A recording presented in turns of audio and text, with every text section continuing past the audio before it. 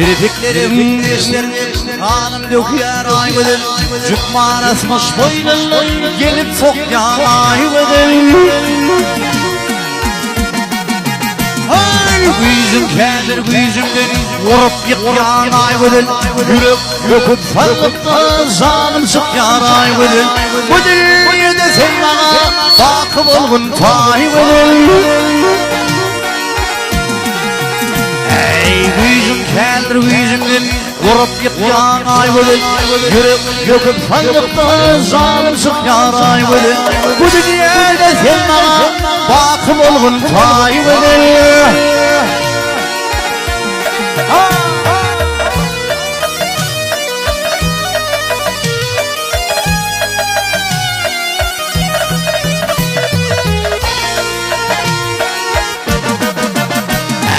Gözüm yarım yüreğim hayalinin kavuşur bak Kerim tedim şahirden södü södü kimşirir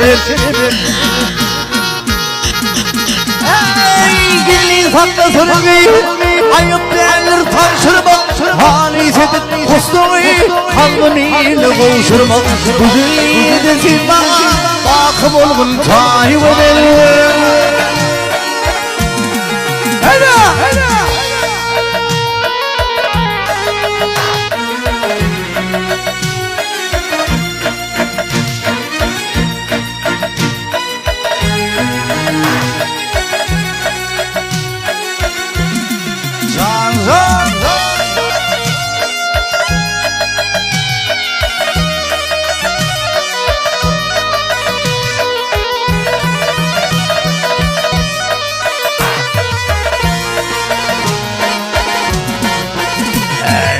Titreşir bedenin, derdir senin gülünle Karın zarkı yok yıldır nergin sebilinle Oğuduşun yerligi, gülde küler deliler Özlemek hiç istemel, şerbet yok son kolunla Bu dünyada vekime, bakım olgun tayyip edelim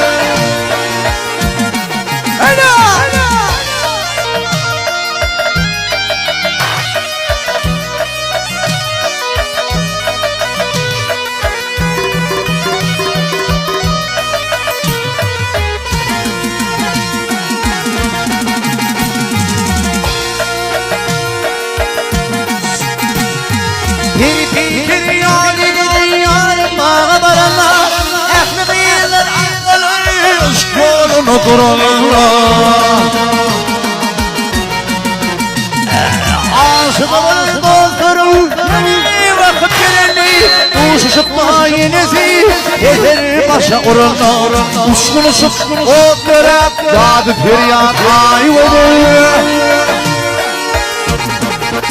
Ey bu dünyada sen bana bakıp olgun tayyvede